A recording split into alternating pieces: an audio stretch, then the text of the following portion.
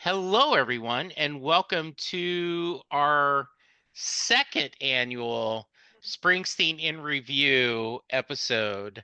We hope this is going to be an annual tradition because I have so much fun doing it. I am one of your hosts, Jesse Jackson.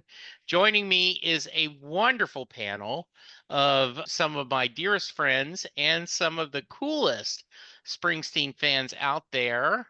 Shawn, I'm going to let you go first because you're the one who reminded us, are we going to do that again this year? So, Shawn Poole, welcome. Hey, great to be here, Jesse. And for anybody who doesn't know, I'm the editor and publisher of letterstoyou.net, a website that we hope you'll check out. We talk about all things Bruce related, and we've gotten a lot of cool people involved, including the folks sitting in here. Absolutely. It is one of my saved favorites on the browser. Great. And so, Carolyn, how about introduce yourself? Hi, I'm Caroline Madden. I'm the author of Springsteen a Soundtrack. I'm also the managing editor of Boss, the biannual online journal of Springsteen studies. And I've also written for Letters to You as well. Very nice. Joyce, how are you? Nice to be with you again. It's been a while. And tell us a little about you. I am a writer. I've been a fan of Springsteen since 75, 78. I've written for many publications, many websites. My most recent piece was for Letters to You about the Vancouver tour finale. Nice. An awesome essay. Shawn did a lot of heavy lifting. He has a list of key things that has happened to the E Street Nation for the month for this year. So we're going to kind of go month through month. But before we get that, I figure the first thing is we had a tour. And as Springsteen fanatics, a tour is always a chance to celebrate. I only made one show. It just through circumstances with my job and everything, but I did get to go to Columbus to watch the show. Had a great time, met up a lot of people that had been on the podcast, people that wanted to be on the podcast, so it was a great experience. And I got to close out Born in the USA. I had never heard I'm Going Down live. And when he played it, I went, oh, okay, that's all right. And then I realized later, wait a minute, I've now heard every song on Born in the USA. I've bingoed an album, so that made it a little bit better. Joyce, did you get to see him this year? I saw him twice this year. I saw him, March and November of this year. How about you, Caroline? I'm like trying to do the calculation. I think maybe 7 times, either 5. And how about you, Shawn? I saw him 4 times. I saw the tour opener in March out in Phoenix, and that was just awesome to see them back after everything that they had gone through and we had gone through, hoping that things would work out, and they certainly did. And then I got to see some great summer shows, 2 nights in Philly and a night in Baltimore. Nice. Yeah, I'm going to stick with you, Shawn. We did get the less rigid set list this year. I think he kept the bones pretty solid of what he wanted to do, but he flexed a little bit. What were your thoughts about that? I was one of those, I didn't mind the static set list because anytime I can see Bruce perform live, I'm thrilled. I was okay with that. But then I'm also someone who will rewatch the same movie multiple times. I'm in the same boat.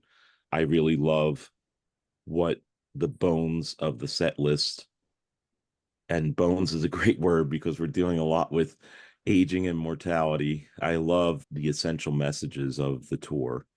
Just to get a chance to see this band again, as old as they are now, but relatively healthy and strong and still firing on so many cylinders. And Bruce, of course, is amazing to watch. The other members of the band, too, when you think of how old so many of them are and what they've been through, and just seeing it all come together. And the mix of people, we see some new faces, some familiar faces. And then you have the structure of the set list and the nightly messages that he wants to bring home and deliver.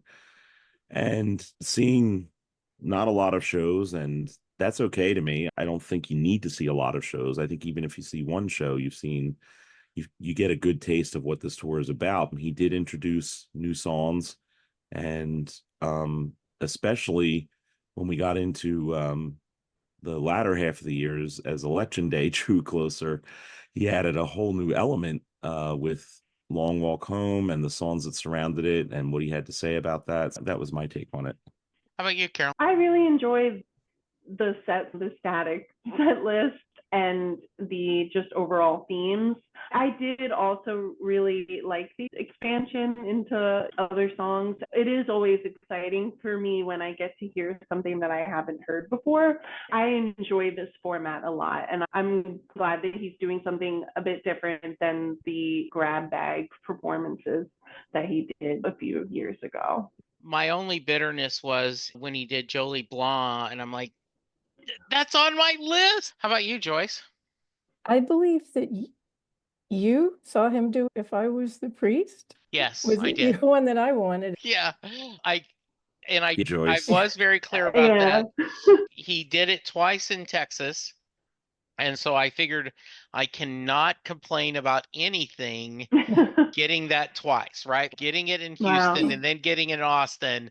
I'm like, okay, I've won the lottery. Just Yeah. now my next was Power of Prayer. But yes, I certainly can understand that. And as you can tell from the archives, it was a beautiful live version. It was Oh, great. yeah. And I do not understand why they don't put it in there more often. Mhm. I feel fortunate that I was able to see the beginning, the middle, and the end of the Yeah. 23-24 tour. The San Francisco show, I think, was right after Phoenix, or maybe it was Phoenix, Vegas, and that when he restarted. And my show opened with Something in the Night, which I was not prepared for. I Wow. hadn't heard it in, Yeah. I don't know, decades. That you could have ended it right there and I would have been happy. But it was a great show, and there was a change, and you could tell he had more power to sing with. He looked happier, he looked more relaxed. I think we got Hungry Heart as an audible in that show, but it was a great show. And then to see the end of it, and by then it was, of course, the last show of the tour is always going to be a party. And I got a 3 hour and 20-minute barn burner, and the cohesiveness was, we got a lot of other things in that show. We had Ramrod, Human Touch, Brilliant Disguise, I'm on Fire, and then just hearing that Long Walk Home placement where it was, the Atlantic City, Youngstown Long Walk Home placement after the election. That is something I will never forget. Just to be able to share that with him. We're in a foreign country. And I couldn't have asked for a better tour. That's great. All right. So January, I'll start. The thing that hits me first is the death of his mother.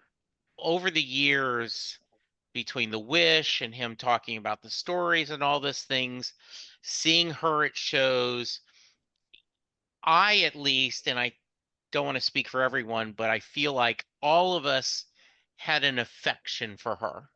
We just thought not only was she Bruce's mom, but you were like, she the cool mom and great.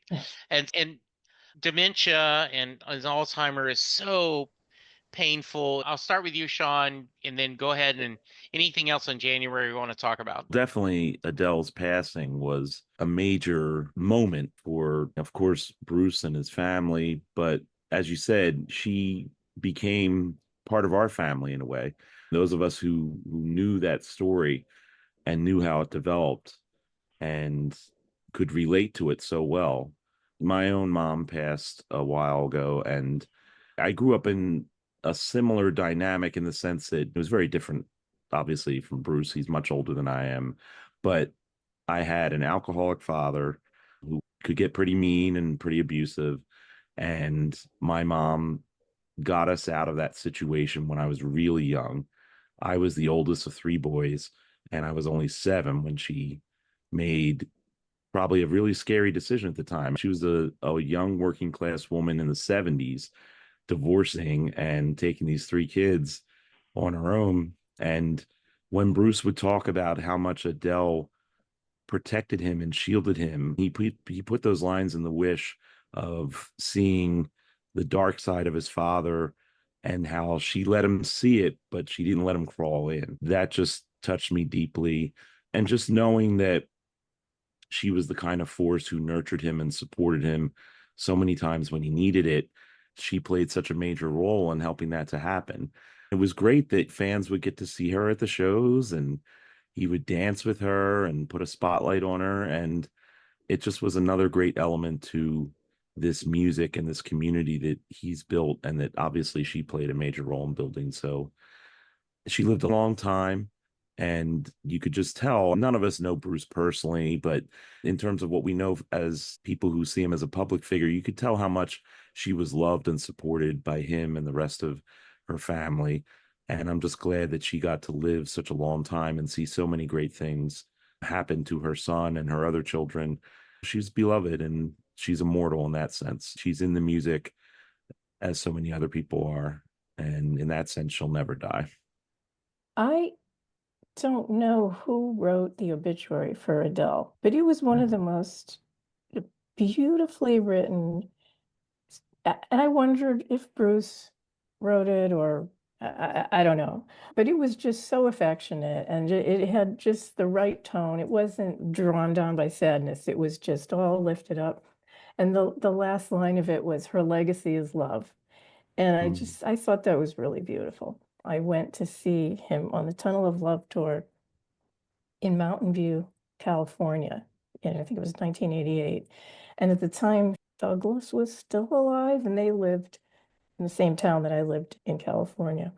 And she was at the show. And before the show, she was going up and down the aisle, throwing backstage passes into the crowd, which was Wow. adorable. He is adorable. She made a lot of new friends that She day. did. Yes.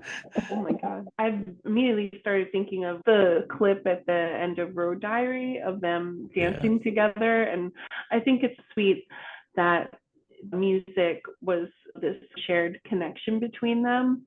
And also, one of the reasons why I'm looking forward to the biopic about Bruce coming out soon is I think it's going to give a window into his life. And I think his mom going to play a big part of that as well. It seems like there's going to be scenes from his childhood. So I think it will be interesting to our own glimpse into what their relationship dynamic was. Yeah, that's really good. The other thing that, and then I want you guys to bring up, Greatest Night in Pop documentary. I covered that.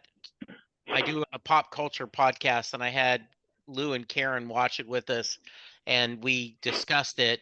I remember We Are the World in that video, and who's who, and seeing that behind the scenes and hearing Cyndi Lauper and all the great stories was wonderful.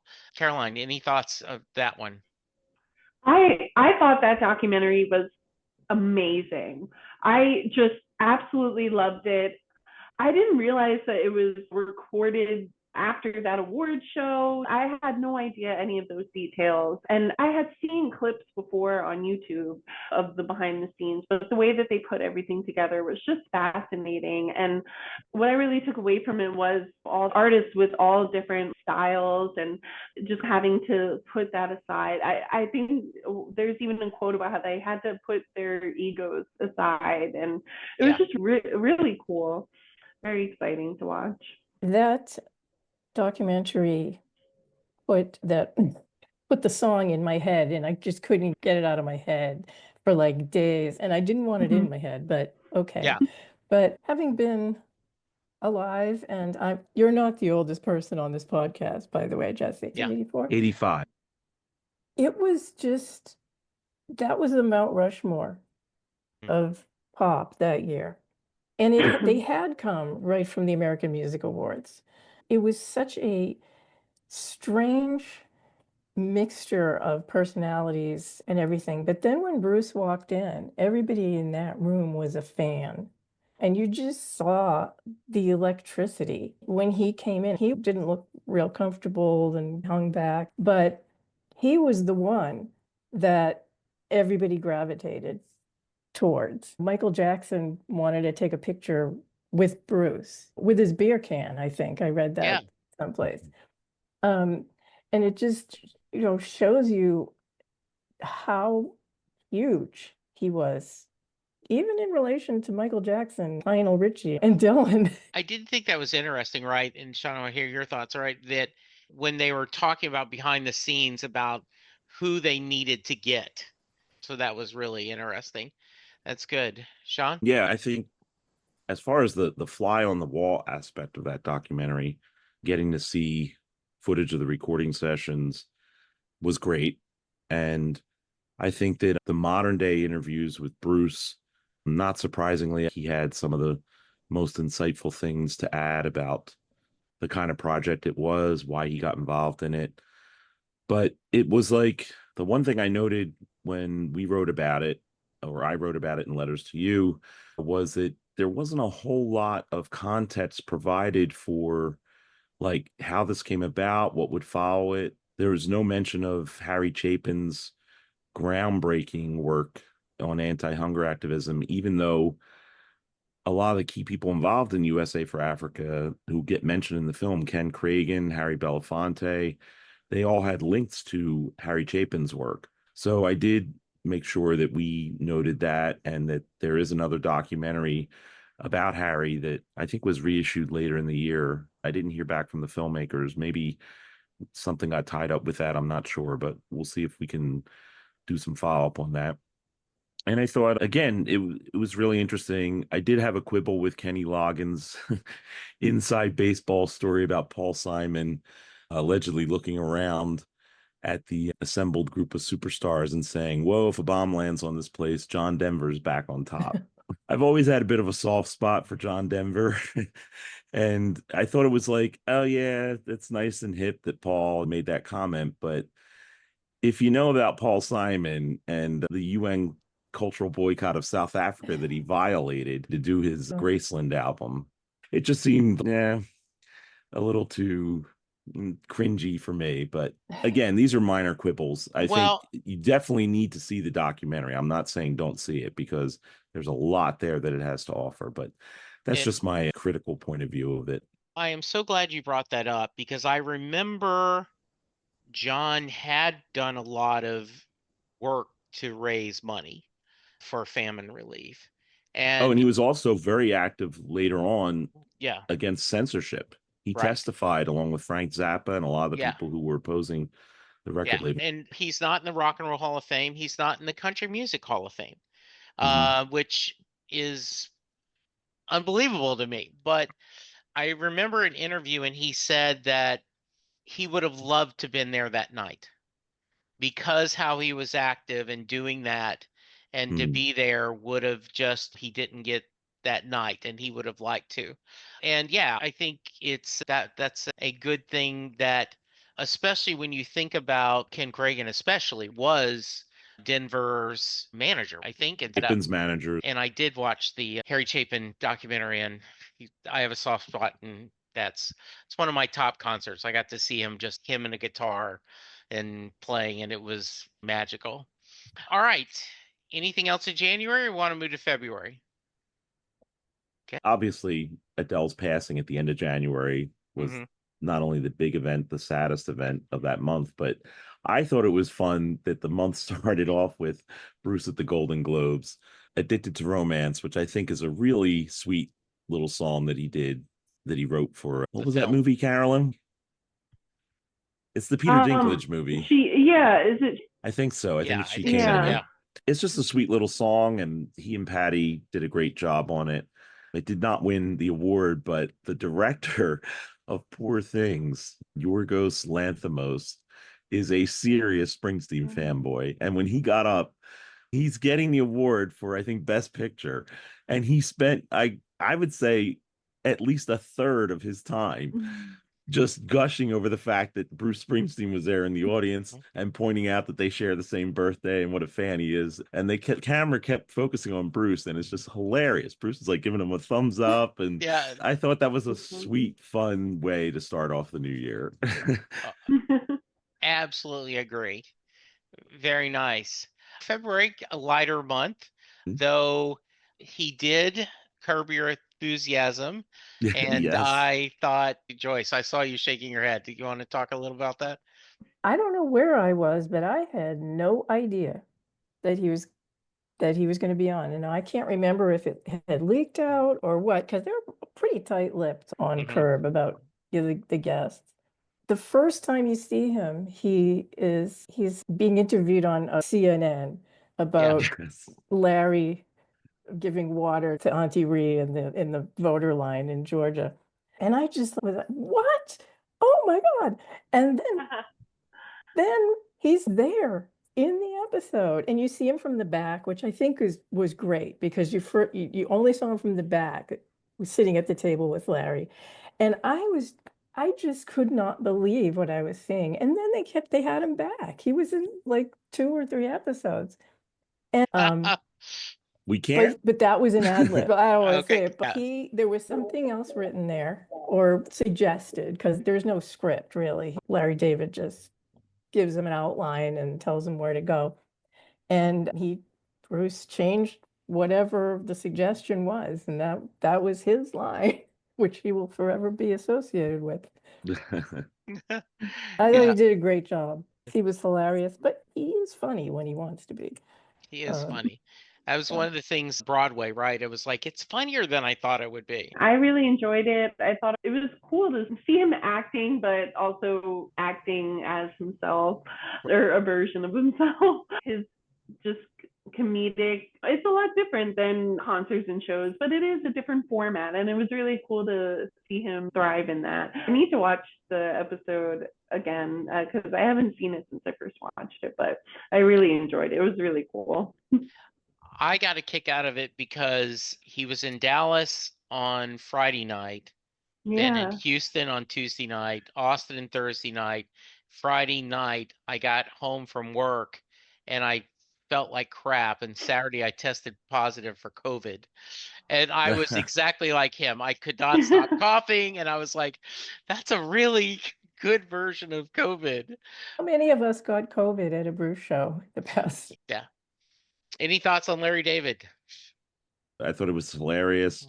He's got great comic timing, but I think a lot of us who've seen him on stage for years knew that. This is just more evidence of why so many filmmakers would see him and go, can we get him in a movie? Can we get him in, Yeah. because he has a presence the way a lot of really good actors do. And it's just another aspect of his performing ability. So I'm going to stick with you I'm going to combine two. On February, he was in the Music Cares doing John Bon Jovi. And Mhm. then in March, John Mellencamp, right, he showed up. And we actually, if we go through this, there's the theme of him showing up, doing things like the Mark Knopfler Guitar Heroes. I've been all those together, and I'll start with you, Shawn. He has become an elder statesman of rock and roll in my mind. And maybe Mhm. that's too serious, but it feels like that He loves doing this. So your thoughts on those, and anything has stood out this past year of some of his guest appearances or something? I particularly enjoyed his seeing. I didn't see it in person. I didn't see his first appearance with Mallon in person back in March, but I enjoyed watching the clip of him doing Pink Houses with John. Then John and his band. I did get to see the American Music Honors show where he did again perform with John. I just think their connection has been a great one. The work that Bruce did on John's album a few years back was really good. And then a lot of people overlook this, but Bruce gave a song to John for his more recent album, Orpheus Descending. I think that they've had a really fruitful collaboration together. From what I understand, John even got Bruce to paint. Maybe we'll get to see Bruce's painting someday. We know that he likes photography. We've seen some of his photos. Brings out that Renaissance man that we want to see in Bruce, doing all these different things. And I just think it's an interesting connection that they've made. So that really interested me. And to your larger point, Jesse, I love seeing Bruce in collaboration with other people. I just think it brings out other interesting aspects of his musicality, his artistry, and I love the fact that he's an elder statesman now because it sure as hell beats the alternative for one thing.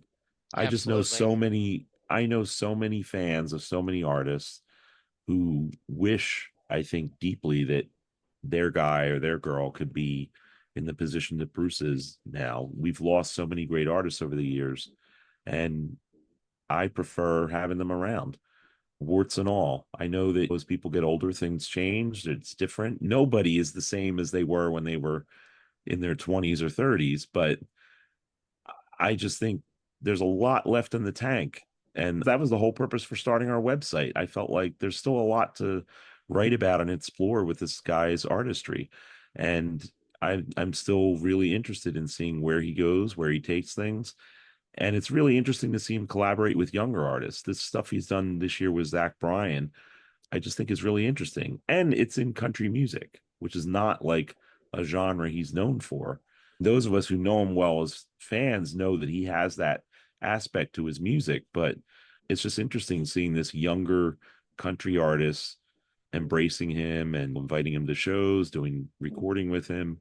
When we got the covers album, when it said volume 1, my hope was volume 2 would be Bruce Sings Country or something, right? So yeah, absolutely. Caroline, any thoughts?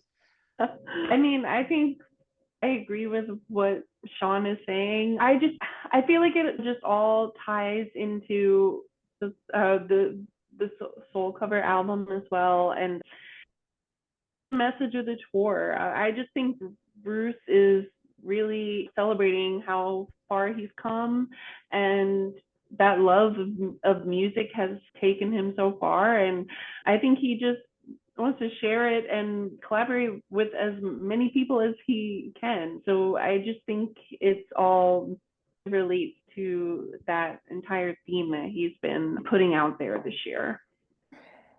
I think that one thing that hasn't been mentioned is that he really likes to be on stage. He doesn't know what to do with himself when he's not. And so I think that's why you see him with John Mellencamp and Zach Bryan and everybody else, that it's a way for him to get out and be on a stage. It's not anything really new. He's done a lot of collaborations over the years and in many different genres. And I was just have my iPod, I still have one, listening, and the Roseanne Cash collaboration that he did I Yeah, love that. Sea of Heartbreak. And Mhm. oh, he is obviously channeling Elvis Presley on that. Yeah. But I mean, it's just beautiful, and they sound so great together. And I remember Roseanne Cash said at the time that she wanted him on that song because he's the perfect boyfriend. And when he comes into the song, yeah, sure, you can hear it. Yeah. I thinking of Michelle Obama, right? President Obama told his wife, you need to spend more time with him. He gets it, right? Yeah, in our wish list, Sinatra did that duets toward Mm. the end of his career, but that was all, it wasn't in person, right? The other, he read Mm. his, Bruce would do it in person. Bruce is none of that's electronic crap. We're gonna do it together. And I would buy the hell out of that album. I would, yeah, I'd love it. Uh, in fact, that would be a good, how they put Spotify playlist. I don't know, have they done that yet? Springsteen duets? Mm. That would be a fun one to do. Yeah. I think on Apple they might have songs where he's collaborated with Oh, them. so I'm gonna raise my hand. My son jokes all the time that he is a mark. He loves WWE. He is a mark on the Dallas Cowboys. They suck, but he got a New Jersey and he'll watch and like, oh, I like that cap. And so I'm going to give more money to Jerry Jones. So I come home with the best of Bruce Springsteen CD and I go, why? And Chris goes, because you're a mark. And I said, you darn. And I do know a few people were, why are we doing this? What's going on? The reality is that a record company wants to make money. There are going to be marks like me that buy it, even though they own every other song in different formats. But they could get new listeners. They could get new people going, hey, even though most people do online. So, Caroline, did you buy the best of? I did not buy the best of, but I do want to bring up something because you said that it's a way for people to discover. And the way that I discovered Bruce was the Essential album that came out all those years ago, and that my uncle burned it. Do you remember CD burning? Sure, yes. Yeah, for my mom, and Yep. we listened to it in the car, and that's how I got into Bruce. So I didn't necessarily think it was a necessary release, but maybe it'll get someone new interested in Bruce. Yeah, thanks. Shawn? Yeah, I'm really glad you brought that up, Carolyn, because Jay Lustig at NewJerseyArts.net, I remember I thought he wrote something really important, which is he said, this album is not for me. It's for people who might want to know a bit more about who's this Bruce Springsteen guy and why do people talk about him? What's so great about him? In that sense, if it helps expose some new people to his music, I think it's great. And I think a lot of what we're talking about here does have that in mind. You talk about the elder statesman thing. The one thing that I see clearly evident in a lot of what Bruce does is he wants to be multi-generational. He's always talked about wanting to be great. And part of being a great artist is you live on beyond your own physical being. Whenever the time comes that there is no longer a physical Bruce Springsteen in the universe, the hope is the music will live on and people will still get something out of that music and he will be part of the bigger fabric of music, rise, if you will. I think that has a lot to do with his biopic as well. Biopics, in my view, don't have a good history of representing the truth, really conveying the artist. It's like a pale imitation of the real thing. But I'm hoping that it will be good. Certainly, I'd much rather be good than not be good. And at the same time, it falls into that best of Bruce Springsteen category that this might be somebody's window into it. The way, like the Buddy Holly story back in the 70s with Gary Busey, that was a lot of people's windows into Buddy Holly, probably mine to a certain extent. A lot of those best ofs was how I first got into people like Dylan, the Beatles, the famous Red and Blue Beatles albums. And then you went from there. It was a step in, and that's okay. That gets you in the door, and then you learn more from there. So Yeah. here's You are, hoping that's what will yeah. result in these things. Yeah, you are reading my mind because I was just going to say I knew nothing about Buddy Holly till I went to the movie, saw it, fell in love with that music, and then went out and bought Buddy Holly cassettes and Yeah. wanted to find out more about this. And it was absolutely, somebody else said, and I'm going to let you talk, Joyce, I promise, no one buys CDs anymore. And the reality is Walmart, Target, there are CD sections. They are up and people buy them, right? And so Buying the vinyl, God knows why, but they are. yeah, Yeah. that's I there guess, is. but Yeah. I don't get the vinyl fetish I can't myself. pay It's like, $20 for an album that I bought in 1970 Yes. for $3. and it was going to degrade physically again. I Like, still buy CDs. I say do that. too. Yeah, I do too. Yeah. Thoughts, And Joyce? it's you hard to know, play them in cars anymore, though. That is Oh, true. I know. That's I true. miss my car with the CD Yeah. player. In fact, I have a 2012 Mitsubishi Lancer, and one of the reasons, even though I've got 117,000 miles on it, mine came with a hard drive. So if you put the CD in, it burned it to the hard drive. So I have like over 300 CDs that are in the car. So go ahead, Joyce. I got into Buddy Holly because of Bruce. Oh, Mm. nice. When that movie came out, Bruce was a big fan of that movie, and he started doing Rave On in concert. There's I think it's in the No Nukes movie. Yep. And I think he even had Gary Busey Yeah. on Yeah. stage Gary with him Busey at one played with him point. at Yeah. least once. And I remember Yeah. buying a Best of Buddy Holly vinyl in 19 after Bruce started talking about him and singing. I'm a mark. I know it. I admit it. I have a copy too, but considered it like a business expense because I figured I gotta, as the editor publisher of the website, I gotta at least see the thing and see what it's like and everything. I got And it. I did want to read Eric Flanagan's essay. I like a lot of Eric's writing. That Yeah. he oversees the archival Mhm. releases, writes about that. The main quibble I have is how can you possibly put out something called The Best of Bruce Springsteen and not have Land of Hope and Dreams on it? Yeah. I can't believe that. I agree. At least in the, even if it's not on the physical one, they did an expanded one for streaming services. Oh my I was gosh. like, what? And that's sad because that's Yeah. on my list. I think, just I want to stick with you on this, the bio.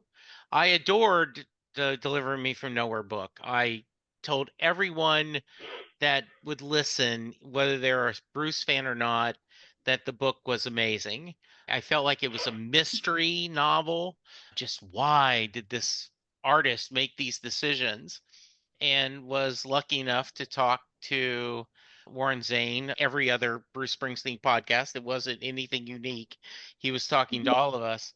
And I agree, some of them suck, but I think Love and Mercy is a beautiful showing of how Brian Wilson made music during the Pet Sounds era and showing that they can be good, they can suck. Any thoughts on that, Joyce? I have a confession. I have been ruined for rock biopics by Walk Hard. That's Fair funny. enough. No, I can't. I get I it. just can't. I cannot No, I without get it. thinking Funny. of that movie. And I've seen that. I watch that movie like every year. It's like a Christmas tradition. That's Oh. nice. I love that. That's so funny. I don't know. I just don't see Jeremy Allen White as Bruce. I think he has the right. I hope they give him some brown contact lenses because the He blue eyes are did. just too jarring. Yeah. I think he has the ability to project that sort of. He has a very guarded type of face, and I Yeah. think Bruce does too. And I think that he could probably do the whole suffering artist thing because Yeah. Deliver Me from Nowhere is about suffering. Bruce was Yeah. not well at making in that whole born in the USA period and all that stuff. I think the Dylan movie is going to be good, and I don't know why. I think it might just be campy enough to be good, but All right. As we have our film expert here, she literally wrote the book about it. What are your thoughts? Yeah, I'm gonna try and be concise because I have so No. many thoughts. That's okay. And yeah, and unfortunately, we are going to have you on for another episode, Oh. and we'll just talk about that. Yes, but please. I think they're good when they focus on a specific time period. like a specific section of a star's life. With the exception, I really love Walk the Line. I know that's what Walk Hard kind of makes fun of. Yes, it but does. I think Walk the Line is really great, and that kind of spans a lot of his life. But yeah, I feel like I've always thought that would be the best approach to a Bruce biopic, would be to take a specific section from his life. My other thought on Jeremy Allen White, I actually have high hopes for him, and I feel like he's going to be perfect for the role. And I say that because his role in The Bear is basically the same thing. It's someone who is super dedicated to their craft and is also dealing with a high amount of anxiety and or depression. And so it's the same story in some ways. So that's why I really do feel like it'll be good. And I just personally, respectfully, to your opinion, Joyce, at all, but I don't understand. I've been hearing that a lot of people are not excited, and for me, I don't understand that, because especially with Bruce seeming to be so closely involved, for me, it's exciting because it's almost like we're going to get this window into his life. Yes, we had it with the book, but like being able to see it unfold on screen, to me, it's exciting. I just really feel like it's going to be this kind of glimpse into who Bruce is and what he's gone through. Seeing that visually really excites me. Very cool. Oh, I feel, yeah, I get that. And I like Walk the Line.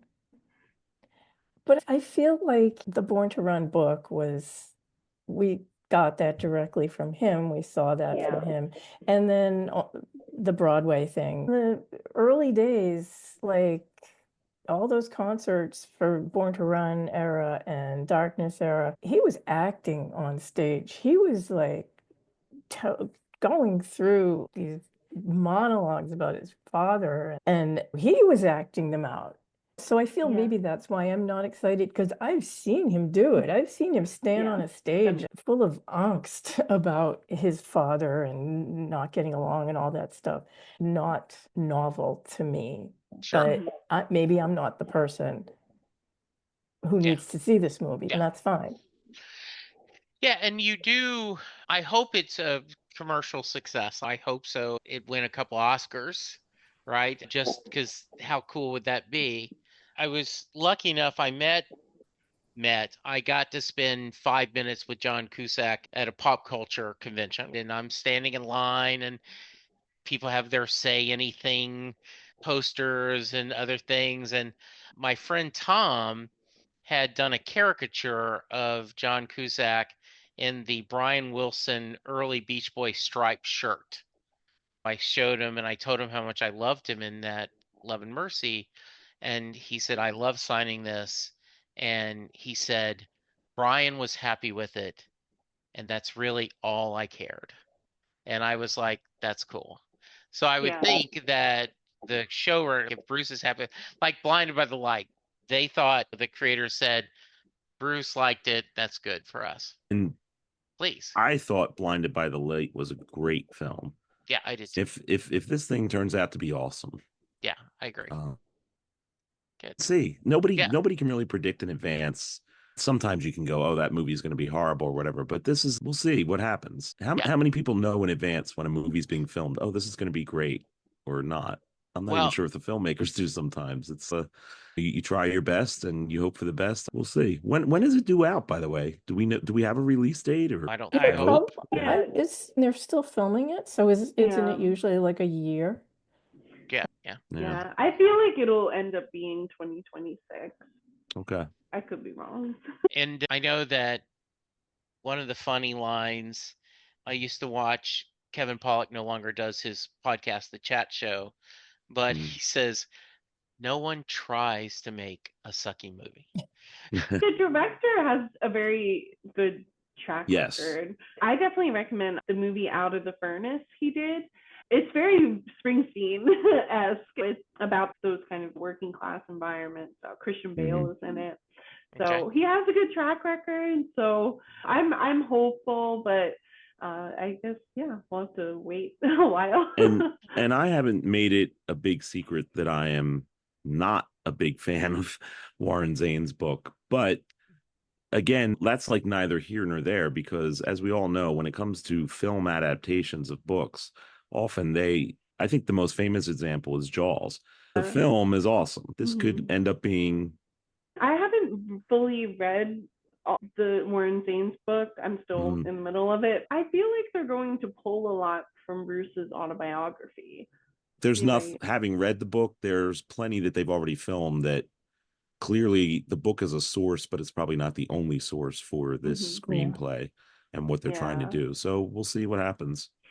You made me smile, Shawn, because I do remember picking up Peter Benchley's Jaws and going, wow, this is not as good as the movie. Usually the book's better, right?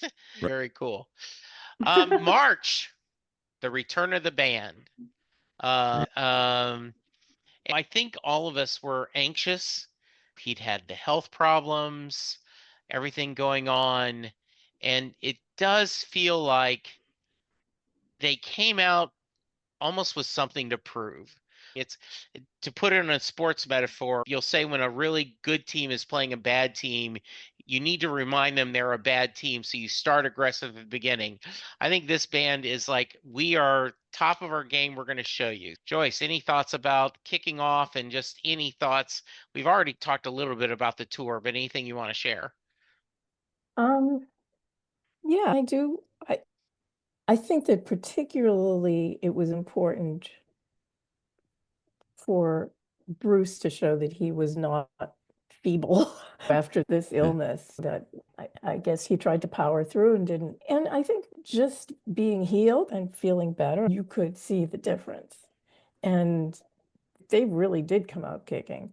They had been away from each other for so long, and then the tour started in 23, and then to have everything stop, it's going to be difficult.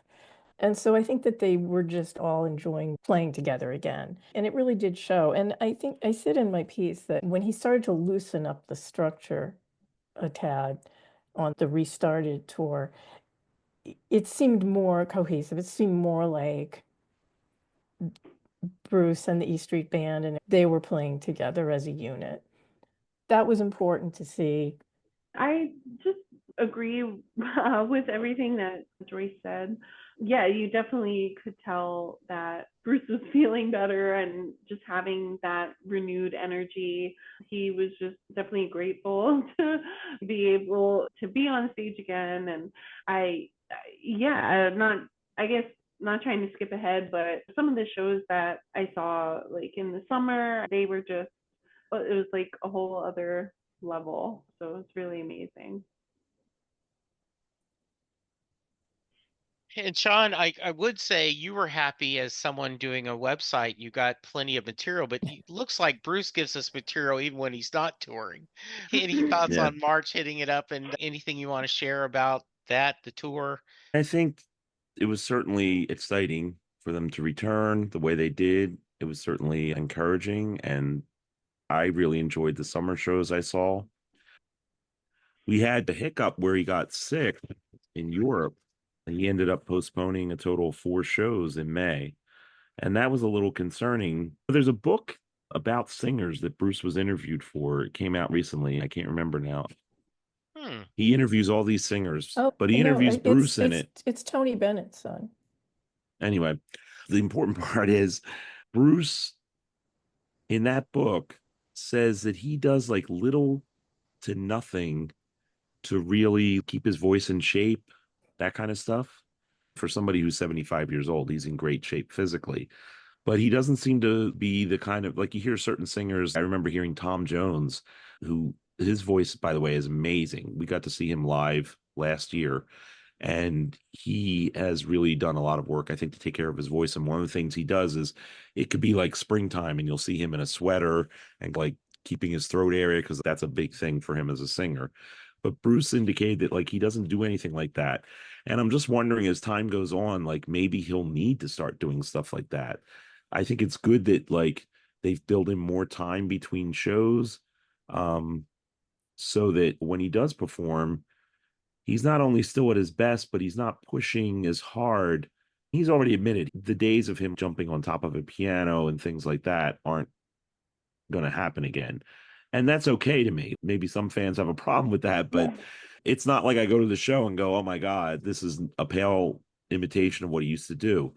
But I just think over time, there may be other things that he needs to do in addition to what he's done already to just keep taking as good care of himself as possible. And it was scary when we weren't sure, is he coming back? And is he going to be anywhere near what he was when he comes back? And it got scary again when it was like spring, late spring, I think May, when this happened. It was like, okay, they're postponing 4 shows. What's going to happen next? Is it going to be more shows? And fortunately, he seemed much better after that period. But I just hope that that continues, if for nothing else, his own sake, let alone ours as fans. Yeah, like the sports analogy, injury prone, whether it's your Mhm. favorite basketball player, football player, baseball player, this person's really good when they can stay on the court or the field, but if they can't stay on the field or the court, that's going to be a problem. And luckily, knock on wood, after this, he seems to be back durable. All right. Let's see. Anything else in March you guys want to talk about? Zach Bryan, he did, which I think is amazing. He's on tour and he flies to go do that and then comes back, right? We just talked about taking care of yourself, Bruce. And I gently, I wrote about it on the website and I gently slapped him upside his head saying, what are did. you doing? Well, Hey, that's he, Bruce. he wants to perform, right? He loves Yeah. it. So maybe Shawn, talk a little bit about it, and then we'll have them. The academy, the Ivers Academy. Talk to me a little bit about that. Oh, this is a big deal. It is a huge recognition by the UK artist community, fans of artists. Bruce is now the first ever non UK native songwriter, the Ivers Academy. It may be, I guess it's the Ivers Academy. Pardon me if I'm mispronouncing the name. It's the UK's professional association for songwriters and composers, and they induct members into fellowship. They've been doing it for 80 years now. It's named after Ivor Novello, very famous singer, actor from England. He was actually in Hitchcock's film The Lodger. He played the title role, I believe. Very famous Hitchcock film. But Bruce is the first, again, non UK native songwriter. There have been two US born contemporary classical music composers. So he's joined a very prestigious group. It includes Joan Armatrading, John Barry, Kate Bush, Peter Gabriel, the Gibb brothers, the Bee Gees, Elton John, Annie Lennox, Andrew Lloyd Webber, Paul McCartney, Tim Rice, and Sting. Yeah. Yeah, Kate Bush, Peter Gabriel, Boris Gibb, that's pretty good country, especially then you look at Elton and Sir Paul McCartney. That's pretty cool. Joyce, any thoughts? Sometimes you have to just stop and remember he is a great songwriter. And I Yes. think that gets lost in the whole Bruceness of it. A song will come on at random, and I'm just listening to the lyrics, and it's this is really, and I don't think he gets enough credit for his poetry because he writes with such economy. There's not a lot of frills or anything in the songwriting. I think it gets overlooked that he says a lot with a few words. And yeah, he deserves every bit of credit to be in a songwriting Hall of Fame. I wish I could remember where I read this, but for a couple of years ago, for an April Fool's article, someone did a fake press release about Bruce's latest publication. And they went through all his albums, but they were books. And they took all the albums, and this was his novel about families and stuff. And I said, I want to be in that alternate universe where I could read all those books. I like that would be greatness. And I remember our first discussion was about Western Stars, Joyce. Yes. But it's a collection of short stories. I think one of the cool things late in our life, my wife and I have discovered presidential museums. And the George Bush is here in Dallas. And my sister was visiting, and she and her husband both wanted to go see it. And I went, okay, fine. And I went, and I was blown away how fascinating it was. Is this And Daddy Bush or Baby Bush? this is Baby Bush. Okay. Daddy's Bush is down at Texas A&M. Texas actually has three. They have LBJ in Austin, George Bush, the son, here in Dallas, and George Bush Sr. in A&M down in Texas. And one of the things the Presidential Library is not only talking about the president, but his time and what was going on in that. And I love the fact that the Bruce Springsteen Archives and Center for American Music is trying to be more than just, oh, it's the Springsteen Hall of Fame.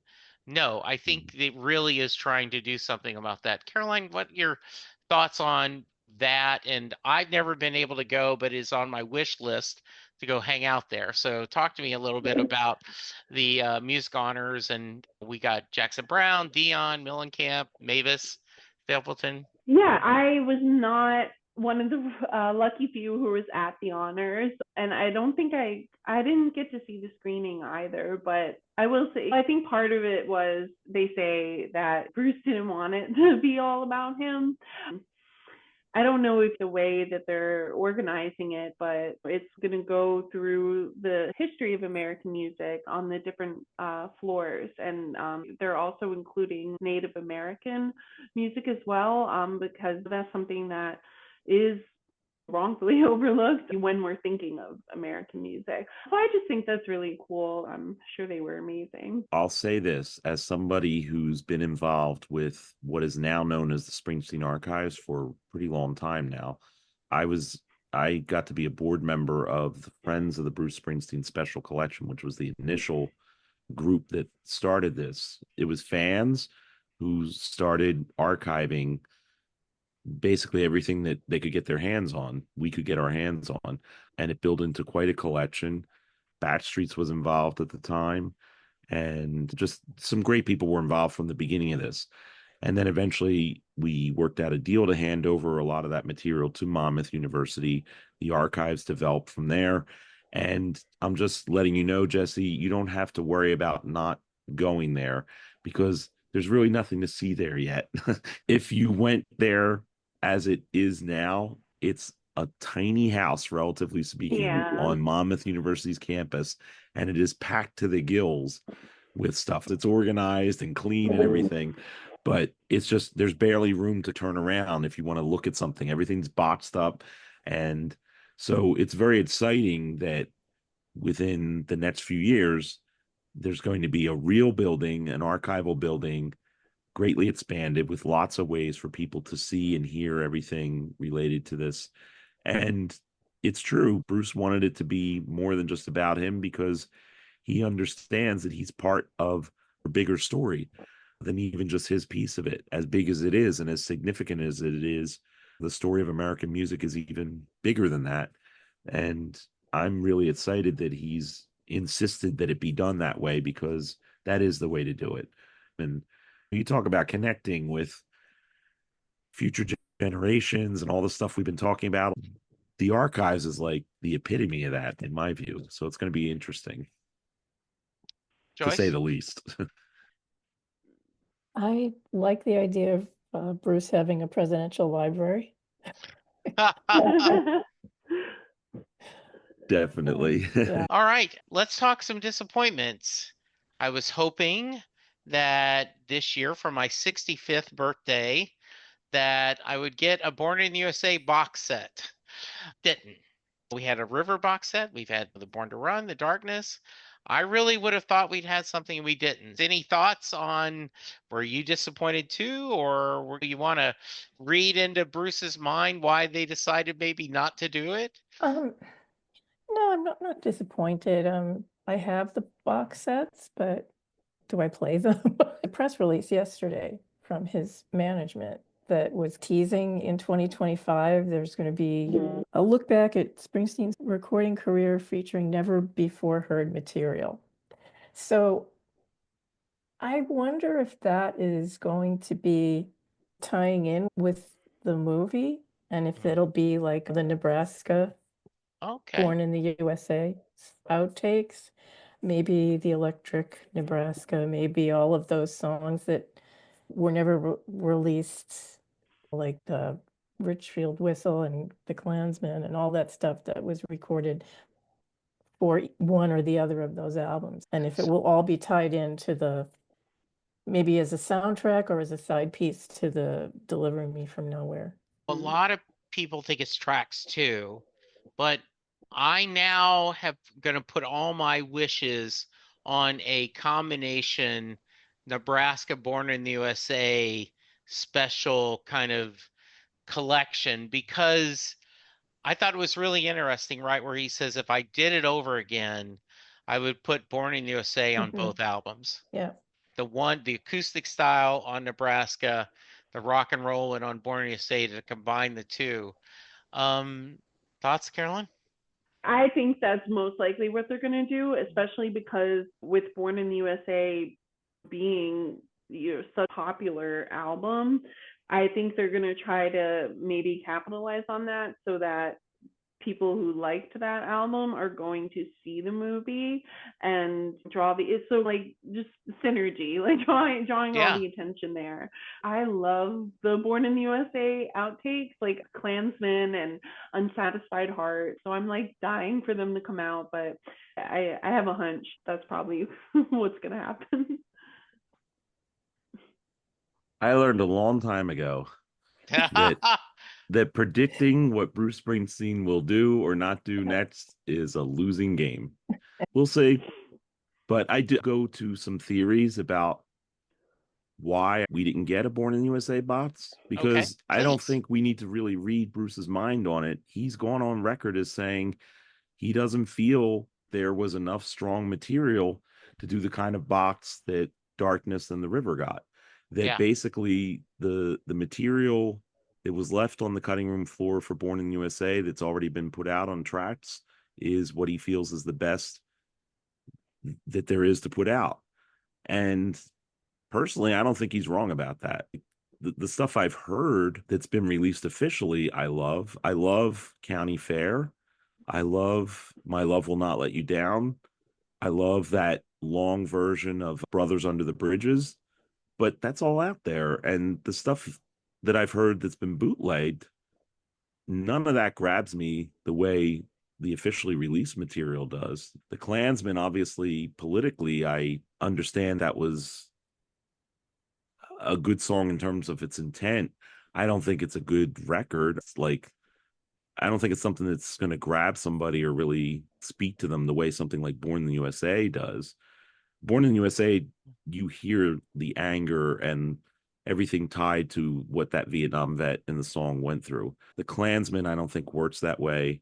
And that's just me. I'm just speaking artistically, critically, whatever. But so it's not that big a deal to me that there isn't a Born in the USA box. Hopefully, if one comes out, it will be good. If it's a mix of material, I've never felt that, like, I'm not dying to hear what's called Electric Nebraska. It seems to me that the decision to not release it was because Bruce wanted Nebraska to be what it was, which was this amazing happy accident. Yeah. Which by the way, you can't replicate. Like, not even Bruce Springsteen can set out to make a record like Nebraska. He didn't. Yeah. It just happened the way it happened. That's one of the magical things about it. I don't know. We'll see. I hope everything Bruce does is good. Yeah. But you know what? The other thing is, if it's not, or I don't like it, or somebody else doesn't like it, that's okay too. There's a lot of music still out there to enjoy from him and other people. But yeah, and the other theory I have is Bruce does not like the video that exists of live performances from Born in the USA because he doesn't like the way he looked and he doesn't like the way the band looked. He said that in his autobiography that he thought they just looked ridiculous. He said he let the dress code slip. Yeah. Everybody wore what they wanted to wear, and it just looked like a mess to him. And I think that's probably the reason why we don't see officially released live video from Born in the USA. Because there's like, I don't think he likes the way he looks or the band looked enough to release that stuff. Interesting. One of the things, it's new Superman trailer day. I'm wearing my Superman Christmas sweater. You see that for all the good the internet gives us, there is also the negative. There is just all these people like that were fans of earlier versions of Superman. Oh, this sucks. And it's so everything you put out, there's going to be people that love it and they hate it, and some people don't care. What did get pretty universal praise was the Stevie Van Zandt Disciple documentary. Lou, Karen, and I do that pop culture, and we take turns assigning different things to each other. And it was my turn. I picked this documentary for us to watch, and both of them not big Springsteen fans, and came back going, I knew little Steven obviously through the band and Sopranos, no idea of anything else, and oh my gosh, what a great person and what a fascinating career. They both were like, I like him so much more now, and we're impressed. How about you, Joyce? Have you watched nobody, Shawn? I agree that it could have gone longer. I think that the Teach Rock stuff, that got really no mention at all. It's just really quick mention at the Yeah. end. But the footage of early South Side Johnny and early Jukes footage and early East Street Band stuff, that was worth it. That was like worth the price of admission, worth the HBO subscription. And yeah, he is the Woody Allen movie Zelig. Yes. He is Zelig. It's forgot how many pies he had his fingers in through all those years. And it's, oh, that's right. He got Mandela out of prison. Like, well, he what helped. else could this man do? You know? And he's a great character. He's a great interview. Really enjoyed any chance he gets to needle Bruce on camera, he takes. He's done so much in so many areas, and yet he's the consigliere. He's behind Bruce, playing, directing the band.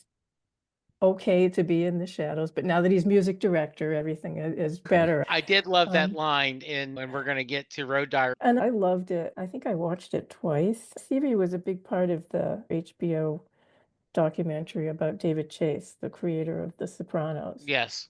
And that one had his screen test for The Sopranos in it, which was really interesting because he screen tested to play Tony Soprano. It went into Steve's career as the right-hand man. And he spoke in that David Chase documentary about how he knew how to play Silvio. That character was written for him because David Chase wanted him in it, liked his face, liked his vibe. And he basically created the character. And he said, I know how to play this guy because I just drew on my relationship with Bruce. And so that opens up a whole other thing where you're watching Tony and Silvio, and it's okay, what part of Bruce and Steve are we seeing here? Yeah, he said, I know how to talk to power, right? And he says, and then he makes the joke like, but in the boss cost you your life. Yeah, I know in Letter to You, there is a point where Steve and Bruce are talking, and I can't remember which song, but he's listening to Bruce and go, oh yeah, that's an important part. And you see him talking to the other band members, and I go, oh my God, that could be Silvio, right? If you see that, to quote West Wing again, there's a point where they tell Josh Lyman, you don't want to be the man, you want to be the man counts on. And I think little Steven is now happy with that role. I agree with you. I think they are close as brothers, and if he can give him crap, he gives him crap, right? Just good naturedly. Shawn, Yeah. any thoughts? Yeah, I loved Bill Tech's documentary. Bill worked a really long time on that film. They got Stevie's blessing, obviously pretty early into the project, but it was something that took him years to make. For any of us who heard about the legendary wedding of Maureen and Steve and read about it, was Jesse Mallon's quoted in the film saying, yeah, you read about it in Rolling Stone at the time, and you were like, oh my God, they had Percy Sledge singing When a Man Loves a Woman, and Little Richard was their minister. And now we get to see it. That footage was thought lost. Yeah. Bill said it was like in a bin somewhere that somebody found, a storage bin, like a VHS tape of it. And Stevie thought, you'll never find it. He said, we've looked, you'll never find it. And Bill did. So he just tracked down some amazing stuff, assembled it so well. It's a labor of love from clearly a major fan who's obviously a great filmmaker too. I really thought that he did a great job, and the perfect follow-up to it, incidentally, if you're into Stevie and you're learning more about him. And again, this ties in well with everything we're talking about with people learning about artists. Here's hoping people will learn more about Steve and why he's so important and so great. He's more than just, oh, that guy on The Sopranos. But Robert Lawson has a great book out about Steve called Solidarity Forever, The Art and Soul of Stevie Van Zandt. Robert's book is the perfect follow-up. Yeah, I was lucky enough to have him on the podcast. He's Great great. guy, just a really fun, really has a little bit of the Steven self-depression. Yes. Yeah, he is. Deprecating. It is, absolutely. Yeah. So July, Bruce says we're not shutting down, right? We're not going to retire. And that does not surprise me. I think that I could see Bruce like Dylan, or maybe just like Willie Nelson. Willie Nelson at this point has to sit down doing shows, but he's still performing. Yeah, I just thought that, and he, of course, he says it's so fun. Why are we? There's no farewell tour BS, right? There we go. Yeah. I love that. Was so exciting to hear. I heard it when he did the Philadelphia shows, and it's definitely something that is on people's minds. But it doesn't surprise me now that he came out and said that. I really do believe that Bruce will always be touring or performing in some way. I don't know if it will always the entire E Street Band and all of that, but I know for Bruce at least. And yeah, I think that's a dream for us fans to hear. Joyce? I want to jump ahead to something he said. He did a interview with George Stephanopoulos. Yes. It was That in was October. interesting. It was Yeah. on ABC primetime.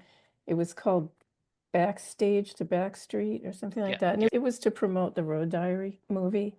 And this interview was really great. He was very relaxed. It was like he was showing Stephanopoulos around Asbury Park. I would give a shout out to whoever was the lighting director of that show, because he looked really great in this light. And I thought I had a big problem with the lighting of Road Diary. I thought he looked, I can't even describe, waxy or something, but he Okay. looked really great and natural in this thing. And so they were talking, and Stephanopoulos said, you've been careful to not call this a farewell tour. And we said, there's not going to be a farewell tour. And I don't know how to do anything else. And this is what I want to do. But he did say in this interview, he was very forthcoming about Patty's health. Yeah. More so than anywhere else. And he said, how much I work in the future will depend on how Patty is feeling. And that was, it was sad. It was just sad to hear, because it opened up a whole other thing, like, oh, I don't even want to go there. I don't want to go there. I don't want this for her health, in a way that neither of them had been up to that point. So I thought that was concerning. But on the other hand, he did say, this is not a farewell tour. There'll never be a farewell tour, and he'll work as much as he can. So. Yeah, and I think all of us were, when they announce her illness, and for all of us that have had someone we love being sick, it's heartbreaking because you know that as hard as it is on the person doing it, like when I had colon cancer, Linda, my wife, had her own, she had to, everyone was worried about me, and luckily she had a couple of friends who were also there for her. Any thoughts on that, Caroline? The news about Patty and anything you want to share? Yeah, I feel like a lot of fans were like harsh about Patty missing shows, seeing people speculate or make fun, and yes, it definitely made sense and the reasoning why. Yeah, I uh, wish her the best, and it's unfortunate to hear that that's why she was absent from a lot of the shows. Yeah, like I had, my joke was wants to spend time with that grandbaby, right? Shawn, Yeah. Yeah, I don't know if I could add much to yeah, what people are saying about it. It was very sad to hear, and I wish her the best. I think this goes back to if you're a real fan of anyone, I think ultimately you have your ups and downs with the art or whatever, but if you recognize all that they've brought in your life as an artist, all the yeah, positive things they've brought to you, those are gifts. Even if you pay to see them perform or whatever, they're making their living that way. Deal with it. But in the end, it's a gift. At least right. I view it as a gift. It's something special. It's something not easily attained. It's not like everywhere you turn. Yeah, there are a lot of great artists and great music out there, but it's still a finite number. And it's something special when it connects with you that way, and it has the kind of impact on your life that this music has had on ours. I know it's had on mine, and I know it's had on so many other people I know, present company included. Life is real, as we know all too well. I hope everything goes as well as possible. I wish everybody long, happy, healthy lives, and I hope that they live as long as Adele did, that they can continue to enjoy everything they've built together. And speaking of, I want if you could talk about the loss of Charles R. Cross. Yeah, that was a shocker because he was pretty young. Certainly nobody 60s. expected it to happen. It was Yeah. shocking news. And Charlie was the founder, publisher, original publisher, editor of Backstreets magazine, which eventually became Backstreets.com, the website. And for decades, Backstreets was the go-to source for Springsteen information, news. It was where fans went to get their fix of what's going on in Springsteen Sure. world. And we're talking from 1980 when it was founded through just before the 2023 tour when Backstreet's website closed down. And Charlie, I had some disagreements with Charlie, respectful disagreements, but Charlie was always a great guy to me personally, as he was, I think, to everybody he dealt with. I'll always treasure some emails I got from him just saying, hey, thanks for everything you've done for Backstreets. It just meant the world to me to get that. And that's how he treated everyone. It wasn't like I was anyone special. He viewed us as a community of fans, and he viewed himself as part of that community, no better or worse than anyone else. And that was just a gift that he gave to us, along with everything he gave to us through Batch Street. So it was very sad to lose him. Bruce did it on his website. He said some very nice things about Charlie there and also in concert. And man, to have him say it right before going into Batch Streets and then play that version of Batch Streets was just so powerful. Yeah. I never got the chance to speak with him, but I respect very much what he did starting Backstreets, and I'm very grateful that I've written for them. I saw Backstreets have posted this picture of him with his son, and you could just see he just seemed like a very kind person. It was sad to hear about his passing, but also I'm glad that Bruce did acknowledge. Yeah, Joyce, I do love that when I was 20 or 25, I would not think someone dying in their early 60s was young. Now that I'm 65, I'm going darn young, darn young, right? Joyce, any thoughts? He was my age, by the way, Okay. when he Yeah. passed. I didn't know him, and I didn't know that he was from Seattle. And last year, when I went to the Seattle show, we were having dinner before the show, and this guy and a younger guy, obviously a father and son, and another couple of guys, and they had all the Springsteen gear on and everything, and they were sitting near us, and I kept thinking, who are they? Should I know them? Should I go over?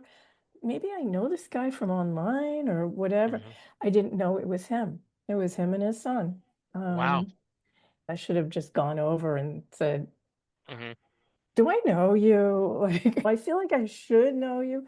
And the funny thing is that about a month later, I belonged to this Facebook group for mid-century modern homeowners, and he answered.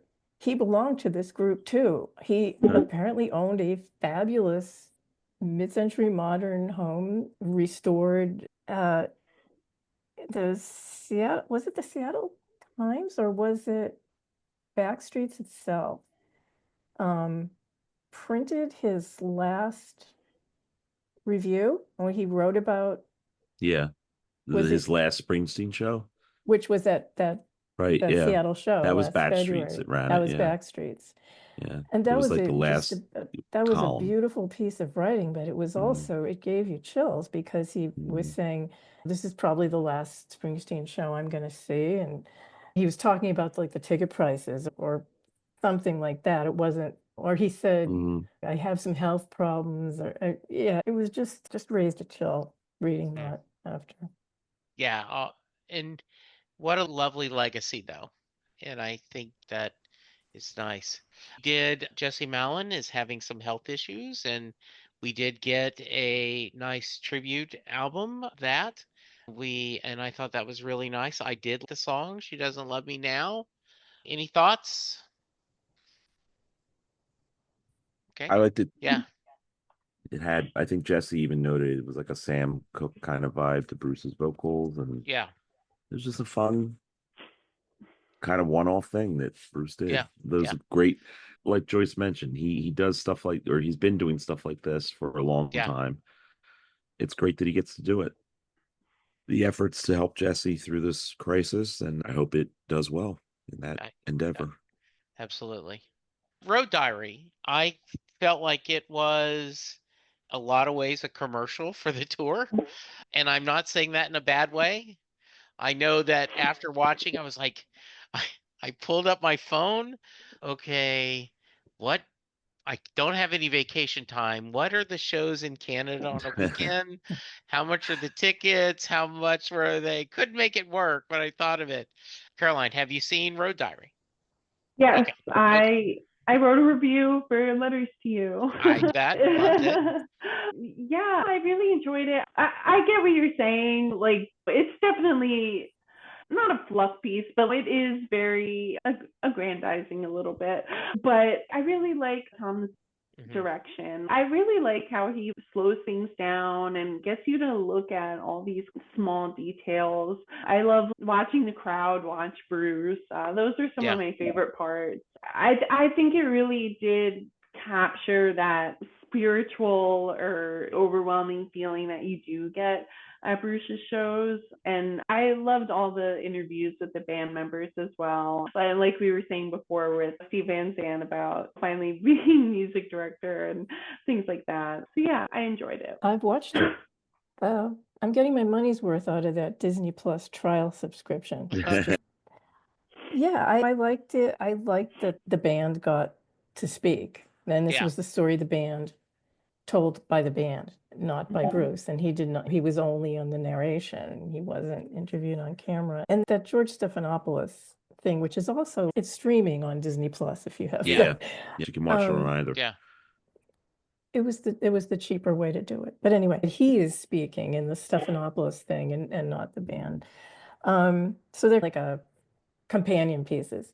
And the only thing that I was the emphasis on the European fans, which, okay, yes, they're great. they know how to have a good time. But come on, what are we? That bothered me Chocolate? too. It bothered me. Not that Thank they you. don't deserve Thank you. recognition. No, sure, they but do it's like, deserve it. it's all about American identity and how we, especially nowadays, we're really trying to grapple with that. No, Sorry. it bothered me that we're spending so much time talking about how great Barcelona is, and it probably is. I haven't been to a European show, but what I see of them, I do go, wow. I'm based in Philly, which is huge, Bruce Town, even to this day.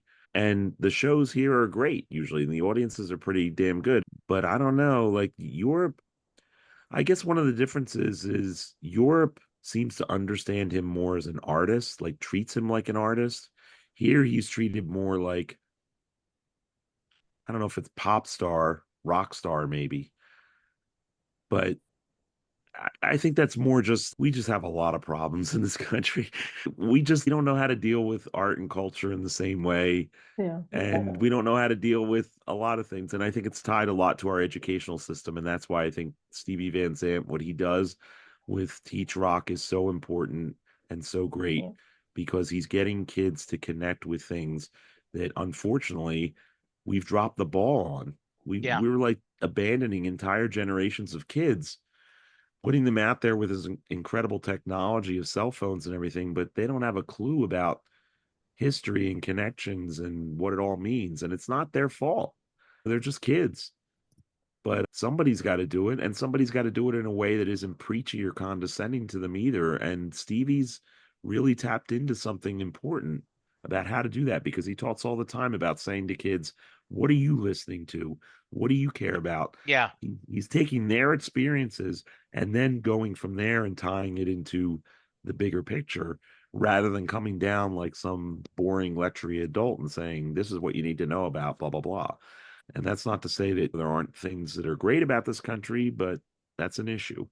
So I think that's has probably something to do with why they get a different experience abroad than they do here. What I did like about Road Diary too is just I liked a lot of things about it, but the thing we got to talk to Tom Zimney directly about that I thought was just awesome was I never thought I would hear Bruce Springsteen reciting Jim Morrison poetry lyrics. And when we asked him about it, and he said that both he and John Landau were just like, what was that?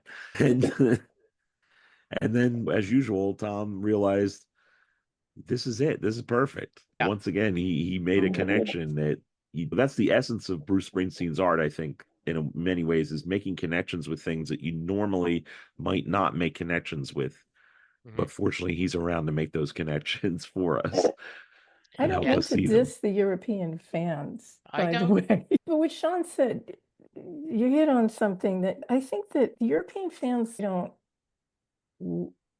don't think they have the problem with ageism that we do here, and I don't think they look at him as this old veteran guy. He's the other point about the European fans that I think is something that the band really digs is there's this tradition of public singing in Europe that is missing here. And you get some of that at shows. People are singing along, but not to the extent that they are in Barcelona and Liverpool and Dublin and all these places. Got a little bit of it in Vancouver. It's a sovereign country. It blew my mind when he played I'm on Fire at the show I saw in Vancouver. The audience sang along through the whole song, and it's a weird sing along for me, but it was great to hear. I enjoyed that group sing aspect. That's really cool. I love the idea, and one of the things that Road Diary, right, is, and you guys all mention it, having the band share some thoughts, right? The members of the E Street Choir and the backup and talking about it. And just the things I've been told by a couple people that it's the best show they've ever attended. I had one guy say that I would have traded all 4 of my shows in Europe to go to that one show. Let's start with you, Shawn. Thoughts on this? I did buy the official release and listened to it and Right. loved it. Mark from the UK flew over for that. Then he flew back and watched the Cowboys play the Giants and then went back home. Thoughts on this magical night? I wasn't there. Um, and it sounds like I'm not sure if I would have liked being there in terms of like how long you had to stand outside and wait. I don't know if Yeah. it would have just been too much for me or whatever, but I know that lots of people who were there uh just waxed enthusiastic about it. We had a guy named Julian Garcia. He's a sports writer for the New York Daily News. He's been there since 96 and he's an editor there now as well. Julian went with his daughter, which was awesome, and wrote a whole essay for us about what being there with his daughter meant. And it just speaks to a lot of what we've been talking about today. I think ultimately, if you're a real fan of Bruce, there's no one greatest show. One of the things that makes him so great is that there are tons of great moments and great albums and great things that he offers. But I think for those who were there and for who it was so special, I think that's fantastic. And I did hear the recording, and yeah, a lot of it sounds like, wow, I wish I could have been there. If they would just fly me into the VIP section and then take me out so I didn't have to spend all day Yeah. on the beach or whatever. And I love the beach, but not standing with people, tons of people around me, not really being able to do much except Yeah. sweat it out until the showtime. But yeah, I'm glad it happened too. And what Bruce said on stage about the role that the LGBTQ community played in helping to revitalize Asbury Park, that's just, there's that big tent guy that we know and love so Yeah. much. Again, just bringing together, here it is, Asbury Park, and everybody's focused on it's Asbury Park and he's on the beach and it's fun. And he's going to remind you once again, there's something more important about this music than just Yeah. fun and sun on the beach. It was beautiful the way he just brought it in, and look at all we've been able to do together. It was a beautiful moment. Good. Carolyn? Yeah, I was there. Awesome. And yeah, I was initially like afraid to of standing there a long time. I honestly not interested in it because of that aspect, but then you realize, oh, it's Bruce and Asbury Park. Yeah. So I get what you're saying, Shawn. Is there really one definitive Bruce performance? I think for me, it is the best that I've seen. But again, I have Awesome. not. There's people that have seen like hundreds. Yeah. This is obviously gonna. But I think it was just. It felt really special to know that I was where, I was seeing Bruce where he got his start. I was seeing Bruce right near the streets that he wrote about. It just gave me chills to have your feet in the sand and be listening to the ocean while he's singing. It was just like the perfect venue and environment. That is really what made it special. Hearing Sandy in Asbury Park, come on, I was crying. Of course, I'm going to go see Bruce again. But honestly, after that show, I felt if I never got to see Bruce again, I would be okay. Just because it was such a lovely experience. That's nice. I was not there. I hope they release the whole show as a video, maybe, or a movie. That, yes. Yeah. I've watched a lot of it on fan videos on YouTube and stuff.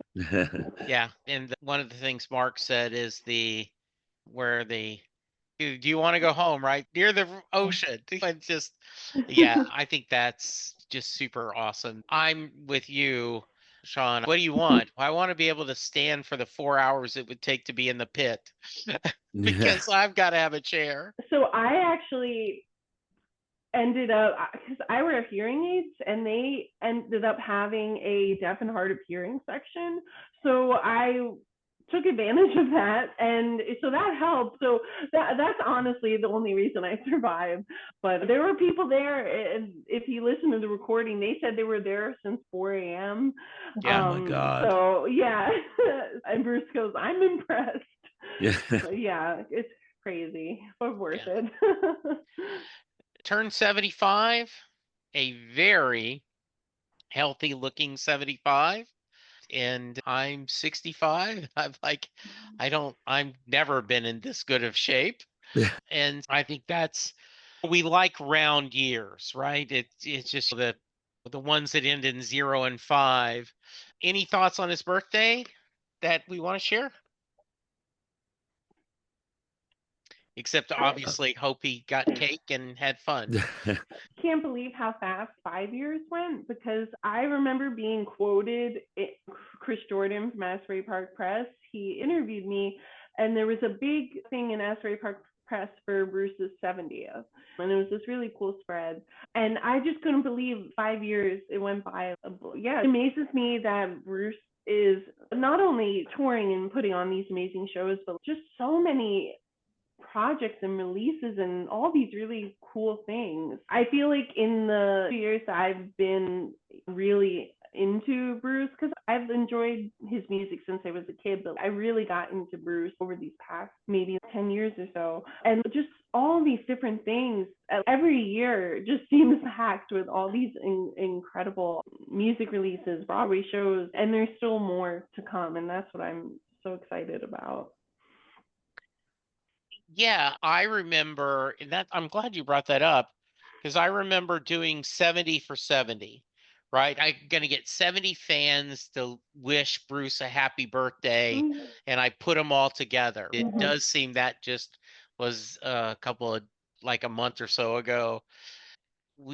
Bruce was very political, and he wore his beliefs on his sleeve. I think that brought its own share of angst. I know he just recently, soon to be President Trump, misspelled Bruce's name when he's talking about that his son went to a show and with this but I think he's been doing this for a while.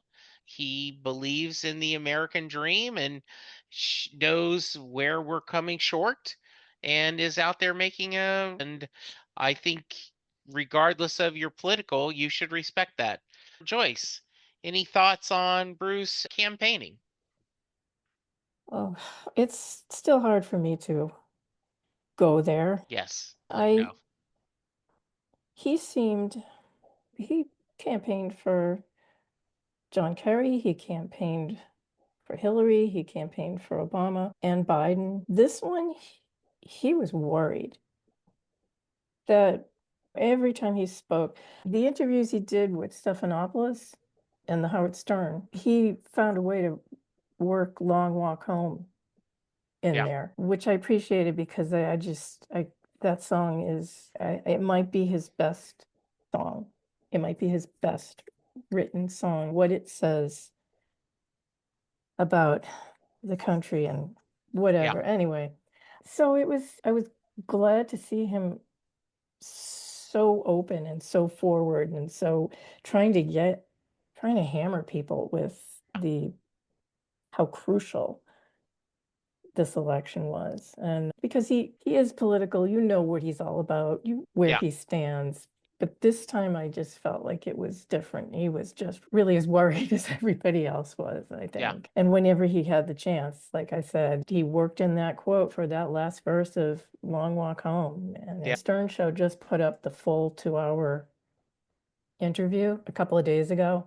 And it was done before the election. And it's just hard to watch now. And Gary's got his Harris Walls pin on, and it's worth watching. Absolutely. Yeah, I don't think it's any surprise who he supported and that he put out that video. I thought this speech was really beautiful. He obviously felt very compelled to do this.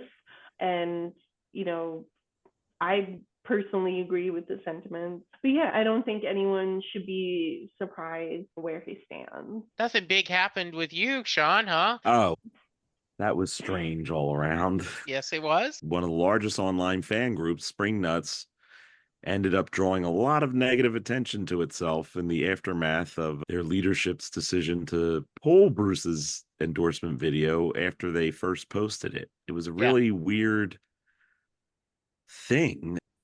Some fans weren't happy with it, understandably, raised a bit of a stink about it. It came to Amy Lofgren's attention, the wife of Nils Lofgren, and she to her credit, I believe, called them out on it and said, "What are you doing? Why are you pulling Bruce's video? What kind of fan group is this?" And it took about more than 24 hours after that occurred for the video to be reposted. But in the midst of that, other fans who had various kind of access to find about different things that happened within that group started basically publicizing what problems that they saw within the group. And I followed what was going on, and I knew Howie as the leader, as Howie Chazanoff, Howie Chaz, he goes by Yeah. online, the main organizer of the group. We were familiar acquaintances, so to speak. So I knew of him. We'd had some good interactions. I've supported various Spring Nuts activities in the past, put stuff up on Letters to You about them. We certainly wrote about them on Backstreets. But when this stuff came to light about what was going on, I just felt it necessary to ask him some questions about it, which never really got answered. We posted our report on it, which I stand by. I did some follow-up comments online answering people's questions about it. And basically, as a result of what happened, I decided to end our group's association with theirs. We used to have a membership in Spring Nuts, so to speak, as well as my own individual membership. So I ended those. I explained the folks why. And basically, the idea was, look, here's what we know, here's what we don't know. You make Yeah. your own decisions, draw your own conclusions. As far as I know at this point, what's strange is they seem to have gone completely insular, I guess I would call it, online. It used to be that Spring Nuts was a membership-based group, but if you wanted to know about them, you could just click Spring Nuts on Facebook, see the group, and then decide if you wanted to join. You can't even get to them on Facebook now. Only if you're already a member do you know about them. Oh, Like, wow. yeah, you can't click on something that says Spring Nuts. If you do a search for Spring Nuts and you're not in their group, they won't come up on Facebook. You can try it. I might be wrong, but as far as I know, that's still the case.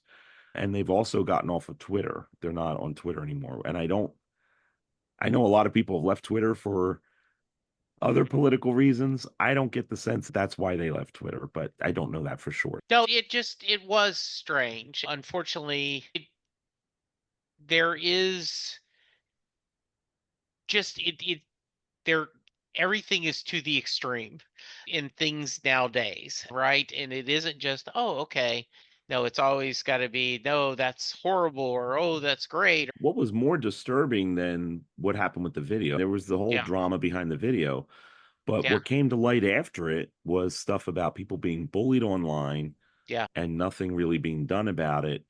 And then their events themselves and the money that was supposed to go to charities, the amount that was being claimed in terms of expenses to organize the event compared to what was being given to the charities just seemed outlandish. Yeah. And again, I gave Howie and the leadership lots of time to answer these questions. They never really answered them, in my view. There's, to my knowledge, when I last checked just the other day, they still had merchandise up on their online store for sale that has images of Bruce on it. I don't know if this has been approved. Is Bruce aware that you're using his likeness and image to sell these shirts? Because they're not even necessarily all going to charity. The shirts that I've seen for sale aren't all marked as we're raising funds for charity. Yeah. It's a mess. Yeah. I don't really feel like there's much more to say about them at this point. Yeah. It is what it is, and people can make their own conclusions about whether they want to be part of that group or not. Said we already talked a little bit about the George Stephanopoulos. I was so pumped to see that. I thought it was really well done. Howard Stern. So let's talk a little bit, and maybe you shared a little bit, Joyce, about Howard Stern. I ended up finding it all on YouTube, watching it, really enjoyed it, got the band to talk a little bit. I don't know why HBO isn't releasing it another time like the other time he was there, but yeah. Anything else that you want to say about that? What they just released the other day was the entire end to end, the entire 2 hour appearance. So it's got, and there's stuff that I didn't see Oh, from good. like just piecing it together with the YouTube videos. Yeah. And there's a lot of good stuff in there that he talks about early days of the band. There were some stories that I had never heard before. Mm. And I just think Howard Stern has become a really good interviewer, and he asks good questions and then he actually listens to the answers, which is very rare. And the musical performances were just really nice. Steve had another commitment or something. So the horns were not there except for Jake. Small ensemble kind of thing, but they played so many songs, parts of some songs, but others played in full. And it was just really, it's worth watching. And I think to make up for unkind things that he has said in the past about Patty, Patty was on the interview and he talked to her a lot. And there was some really funny stuff there where Bruce and Patty were talking about their relationship. And that's definitely worth seeing. Yeah, I know the first time he was on, Bruce jokingly said, "We're fine," but that Sicilian's got a long memory, right? And the idea of going to dinner and making peace, I thought that was really funny. It did feel like the small desk concerts, right? Isn't that what they NPR would do? A tiny desk. Yeah, the tiny desk. It was like that. Yeah. There was just a beautiful versions of Sandy and Spirit in the Night, and Yeah. it's worth watching. Carolyn, any thoughts on either of those? The documentary, Stuffiness, Howard? Yeah. So I listened, of course, to Howard Stern. I'm definitely going to have to watch because I've been wanting to watch. Yeah, what stuck out the most to me was when they were talking about Bruce and Patty's relationship. It was really cute. It was also funny, too, because Howard was trying to ask if Bruce is romantic, but Bruce seemed shy about it. And then Bruce is saying he's only the boss when he's on stage, and then after that he happily gives the title away. He thinks it's over and he goes, oh man. So it was just a great interview and I'm definitely excited to watch. And I'm also mad at HBO Max for not really I've been waiting for it. Yeah. And I agree with you, by the way, Joyce. I do think Howard, really well done, right? It is a good interview. Shawn, any thoughts on those? After hearing both Joyce and Carolyn talking about it, I'm more inclined to watch it. I haven't gotten around to watching it, or I didn't get around to listening to it originally. One of the things that was like, I don't know if I want to hear all this, is they got up so early to do it. And it sounded like it when I first heard Bruce, it was like, he can't sing the way he does at 8 o'clock in the morning. But maybe I'll give it another listen to the music for that. As it went along. So he started out rough and then it got better. So maybe I heard the rough parts. But I am interested in hearing more of the conversation. Oh, the fact that Stevie wasn't there just made me realize that this is like the closest version we can get now of the 84, 85 band without Stevie.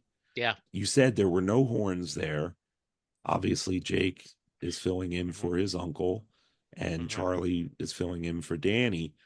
But that's the band that we saw in 84, 85, absent Clarence and Danny. Yeah. People forget that Patty came in as a vocalist to replace Stevie. Yes. You had Nils replacing him on guitar, but Patty was very much a replacement for Stevie. Yeah. And it's interesting that mirror each other. And they both owe a lot to Ronnie Spector, I'd say, too. Yeah. Yes. So Bruce tends to make the Stand Up for Heroes. That's always fun to see that his dad's dirty jokes, as you put the notes. Somewhat dirty dad joke. And it's a great cause, and it seems like he does it on a consistent basis. Yeah, I saw it. It was just about a week or so, maybe not even a week after the election. So it was pretty intense. He included Long Walk Home, and he did the jokes, which were great when he needed to get serious, and not with speeches, but just through the way he sang. Yeah. In addition to what he chose to sing. I think I phrased it like in the headline that we put, it was something like sings against despair. Yeah. So I think almost immediately after the election, there he is again, being the voice of, we've got to find a way to bring our country together and get through this. Long Walk Home is a song that he still could have sung just as passionately had the election results been different. We're going to have a long way walk home either way. Yeah. So we're just going to have to figure our way out of this mess. And I think Bruce knows that. When I'm holding faith that we can just stay together as a community and as a country. And what's like Stevie Wonder sings in Someday at Christmas, maybe not in time for you and me, but Yeah. someday at Christmas time, we'll see a better place. Yeah, I think that's well said. I have been very vocal on social media about my thoughts about the election and have actually had to cut ties with two online friends because they weren't respectful back to me. I don't care if you're far right as long as you're polite to me and we can have a discussion, but when it gets ugly, and I think that's the problem, is all of us are feeling that way. And it is a long walk home. They thought they had a spending bill, then at the last minute they didn't. And there's some people just embrace chaos. And I just don't understand it. I have not seen Return of the King. It feels like we just had a different documentary on Elvis's return just like last year or something, but I am looking forward to watching this one. Has anyone seen it? Yeah, I Okay. have. Okay, I thoughts? haven't written about it yet for Letters to You. I'll probably do something around Elvis's birthday Okay. about it, but you're not missing much in my view. It's great that Bruce is in it. It's great to see Darlene Love in it. Yeah. Darlene Love sang on the Oh, that's 68 cool. Combat Yeah. Special. She was singing with the Blossoms. Mhm. But I just think if you've seen Tom Zimney's documentary, Elvis Presley, The Searcher, Mhm. that thing is awesome. It's Yeah. one of the best things Tom has ever done. Beyond that, I would recommend before Elvis Presley The Searcher existed, the go-to documentary in my view was This Is Elvis, which was Mhm. done only about a year or so after Elvis died. And that's a really good documentary. The main problem I have with Return of the King is it overemphasizes the comeback and basically says that anything that came after the comeback wasn't as good as the comeback. And I disagree with that. I think Dave Marsh, who wrote a great book about Elvis too, which is worth tracking down, it's just called Elvis by Dave Marsh. But he also got hired to write the liner notes for this fantastic box set called, it was part of a 3-volume set of boxes called Elvis, the King of Rock and Roll, was the 50s one.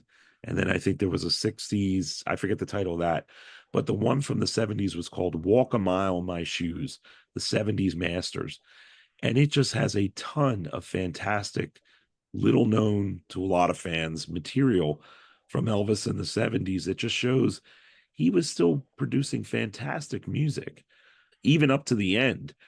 With Hurt, it wasn't, obviously things got worse as time went on and he wasn't Yeah. producing as much great music, but when he was on his game, he was fantastic. And the other thing that happened in the 70s is he finally got to live up to the promise that he made back in the 50s. When people would ask Elvis, what kind of music do you sing? He would say, I sing all kinds of music.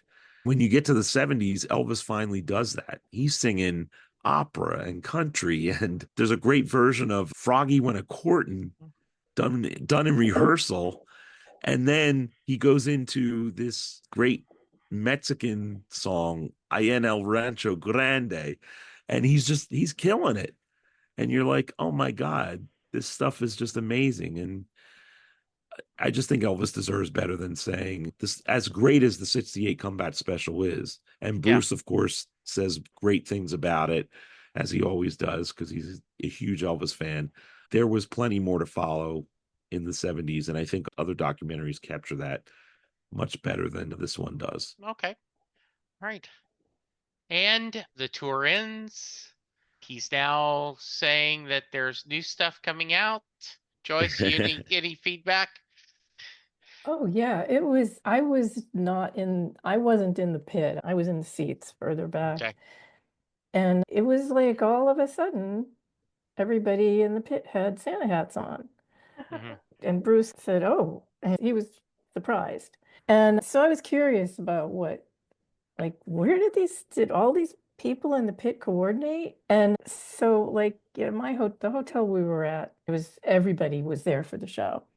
And the next morning, breakfast, I was thinking, I might want to mention this in my piece for letters to you. Yeah. Oh, wait, look at all these people having breakfast. I'm sure I can find somebody who was in the pit. Yeah. So I went over to this table of people and I asked them, and they told me the whole story. They were in the pit. And as they were in the pit line, people from the venue came by with boxes, and then there was some of Springsteen's people said, "Okay, we're going to give you these hats, and we want you to keep them hidden until the right moment." And you know what the right moment is. And they did. I don't know where they were hiding the hats. Maybe they had them on the floor or whatever. But I think it was something cooked up by his management or tour management to surprise Yeah. him. And it really did look great from where I was sitting. It was just like a sea of Santa hats. And the really fortuitous thing was that these people that I met, one of them, Amy, said, "Oh, I got all these pictures of it." She had some great pictures on her phone, and we hooked her up with Shawn, and we ended up using a lot of them. Awesome. Great photos. That's great. Good. Final thoughts about our year in Bruce. This is like a Bruce show. Yeah. And my two East Coasters are, yes. Oh, yeah, past my bedtime. Yeah, just another amazing year to be a Bruce fan. I personally am very grateful that I got to see her now. I'm also very grateful for the Philadelphia shows. Bruce just keeps just incredible. I think it was a really good year. I'm happy that he was touring. Yeah, and I look forward to next year. All right. Joyce, final thoughts?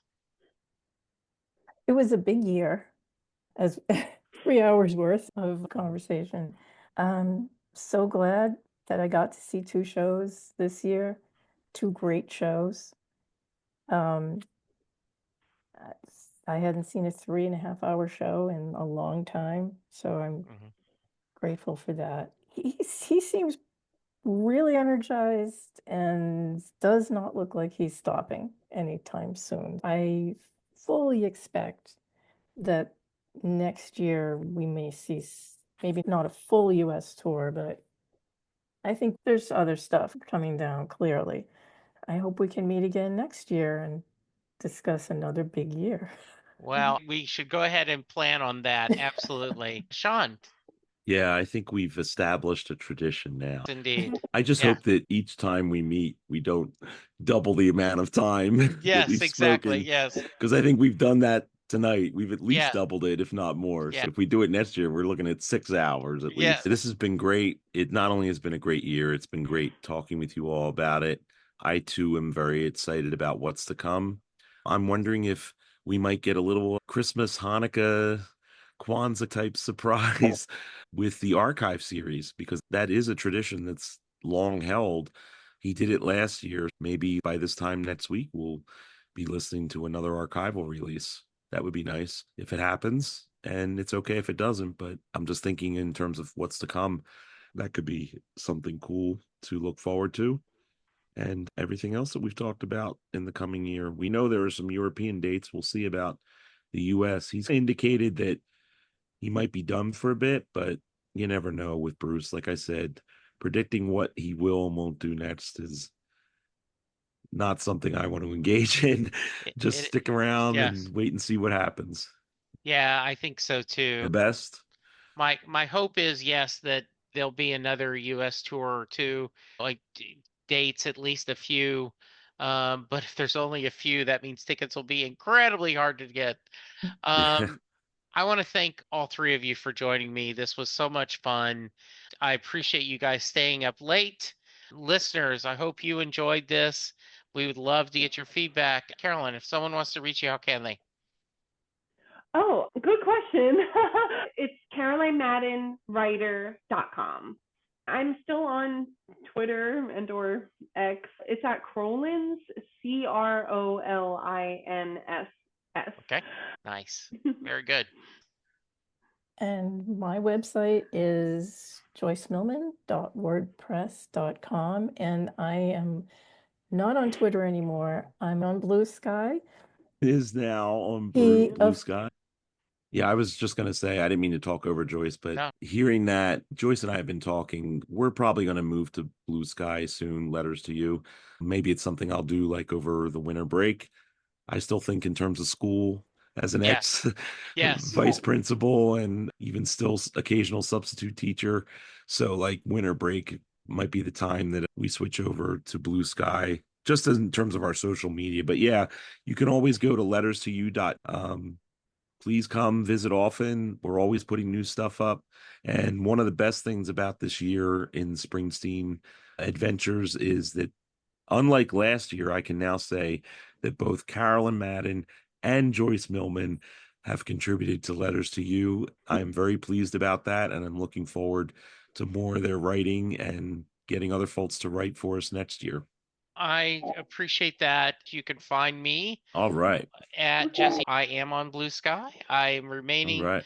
on Twitter, AKX for now. At least until Stevie leaves, because his Exactly, tweets right. are too interesting. All right, everyone. I hope you have a wonderful holiday season. Be safe and careful on the New Year's.